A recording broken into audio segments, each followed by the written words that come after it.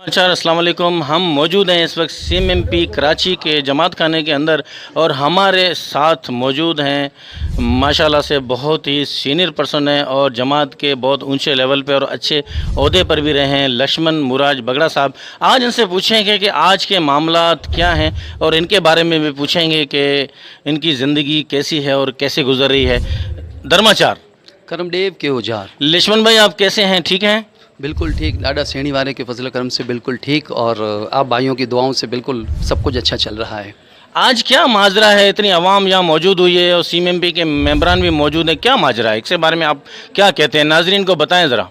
दरअसल ये एक तहरीक तो हम नहीं कह सकते हैं, लेकिन एक वफ्द है जो कि माहेश्वरी पॉजिटिव ग्रुप के सोशल मीडिया ग्रुप की तरफ से एक उठा था, जिसमें तमाम भाइयों ने एक प्लेटफॉर्म पर आने के बाद कच्ची माहेश्वरी मेघौर पंचायत की मौजूदा कैबिनेट के मुतल्लिक उनको आगाह करवाया।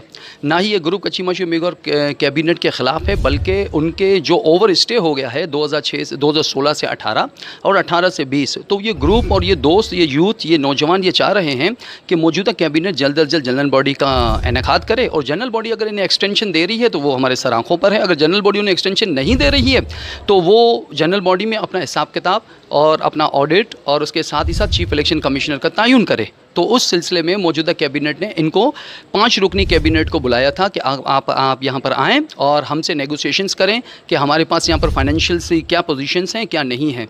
लेकिन आज मैं समझता हूँ कि कच्ची माहेश्वरी मेघौर पंचायत की तारीख़ में पहला कदम है, एक इनकलाबी कदम है। यूथ के साथ ही साथ जो हमारी 5 रुकनी कैबिनेट वहाँ पर गई है, उसमें इंतहाई बहुत सीनियर जनाब डॉक्टर धनजी थावर फफल साहब, प्रेम जी खैराज ठोंठिया साहब और गोविंदा जुम्मा गडन साहब और इज़्ज़त माँ मोहन खीमजी रोला साहब, और उनके साथ ही साथ एक बहुत बड़ा इनकलाबी कदम, जैसे ही मैं कह चुका हूँ, इसमें हमारे किशन फुफल साहब जो थे यहाँ पर पाकिस्तान में, जो एक माइग्रेट करके गए हैं हमारे पड़ोस मुल्क, उनकी होनहार बेटी जो मेरे ख्याल से एक बड़े एग्जीक्यूटिव पोजीशन पे है और फाइनेंशियल अकाउंट्स भी देख रही है, वो भी आज इस ग्रुप में आई है। और उनके दिल में भी एक दगश पैदा हुई है कि वो कच्ची माहेश्वरी मेघौर पंचायत की बागडोर संभाले और इसमें टेक पार्ट करे और उसमें साथ रहते हुए भी हमारी बरादरी की ख़वातीन के साथ शाना बशाना चल सके।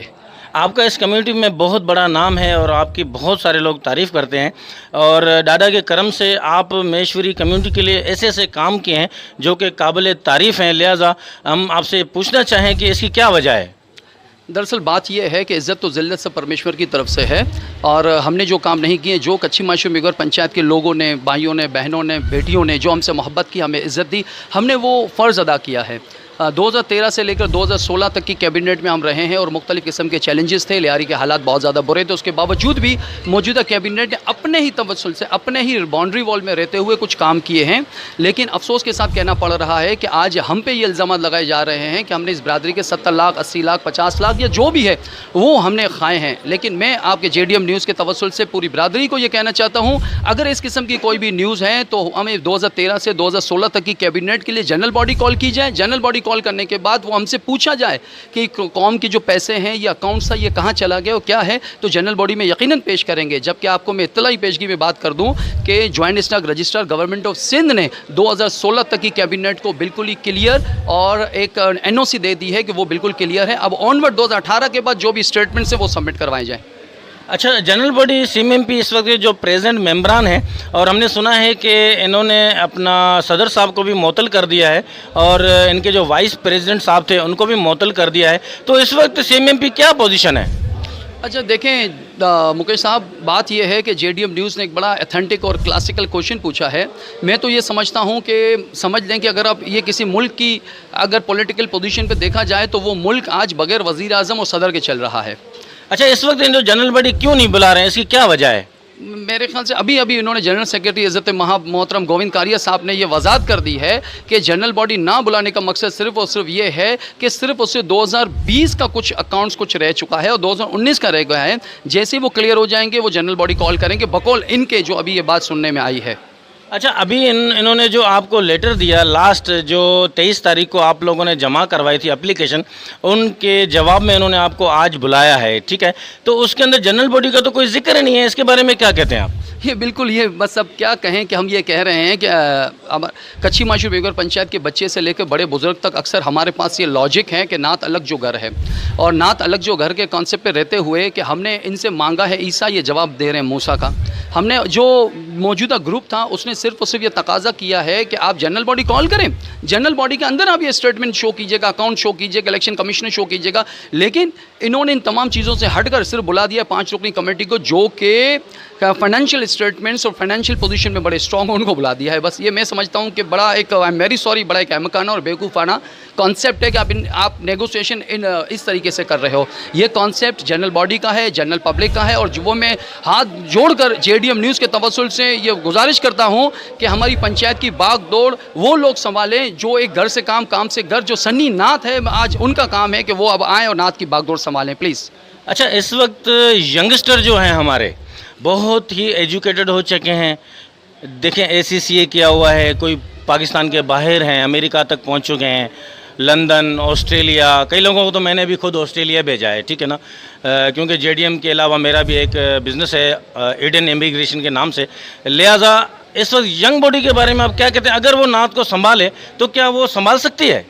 ये बिल्कुल एक तल्ख हकीकत कहूँगा मैं, जो मौजूदा पंचायत का स्ट्रक्चर है उसके अंदर कोई भी मैं समझता हूँ यंगस्टर तो क्या, इसके अलावा जो एक मिडिल क्लास एज के जो लोग हैं वो भी नहीं आएंगे। अगर वो आएंगे तो बेचारे वो मायूस होकर चले जाएंगे। हमें सबसे पहला कदम जो उठाना है वो इस कम्युनिटी में कच्ची माशू मेघवार पंचायत के प्लेटफॉर्म पर इसका स्ट्रक्चर मजबूत करना है। इसके स्ट्रक्चर मजबूत करते ही हमें एक ऐसा प्लेटफॉर्म देना है जिसमें यूथ इसमें पार्टिसिपेट करे, इसमें ख़वातीन इसमें पार्टिसिपेट करे। जब यूथ और पार्टिसिपेट को एक लर्निंग प्रोसेस में लाया जाएगा तब जाके वो आने वाले 5 सालों के बाद यहाँ की बागडोर संभाल सकेगी। और यूथ के लिए तो मेरी बिल्कुल एक भरपूर गुजारिश है कि वो आएँ और आने के साथ ही साथ एक मौजूदा स्ट्रक्चर मजबूत करने में साथ दें, और पंचायत के जो फरसूदा इलेक्शन सिस्टम है जिसमें सिर्फ और सिर्फ शादीशुदा आदमी वोट दे सकता है, वो इसमें वोट के इंदराज भी कराएं और एक इलेक्शन कैंपिंग के तौर भी करें, और इलेक्ट्रोल में वो इसमें पार्टिसिपेट भी करें कि जवान लड़के भी इलेक्शन लड़ सकते हैं।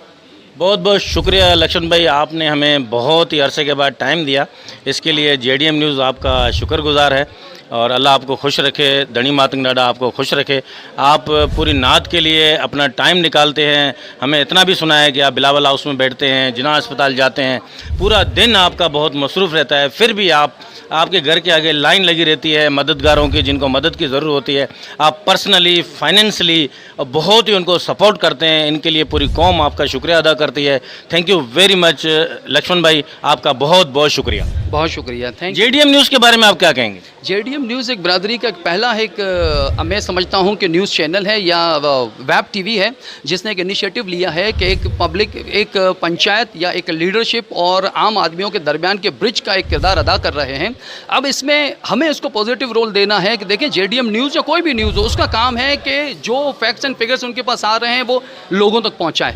अब अगर उन चीज़ों में अगर कोई चीज़ सच्चाई अगर हमें गलत महसूस हो रही है या गलत है तो आप उसी चैनल को कॉल करके उसकी आप तस्दीक कर सकते हैं, उसको कह सकते हैं। और मैं जेडीएम न्यूज़ के साथ साथ पूरी टीम का बहुत ज़्यादा शुक्रगुजार हूँ कि वो बरादरी में इस तरीके से वो छोटे जो लोग हैं, वो छोटे जहन है जो उनको अवेयर कर रहे हैं, उनको आगे लाने के लिए अपना किरदार अदा कर रहे हैं। मैं इस वेब टीवी का, जेडीएम न्यूज़ का, स्पेशली इसके सीईओ मुकेश टिवरे साहब का बेहद दिल से शुक्रिया अदा करता हूँ कि वो इस किस्म की खिदमत अंजाम दे रहे हैं। Thank you. बहुत बहुत शुक्रिया लक्ष्मण भाई, थैंक यू वेरी मच।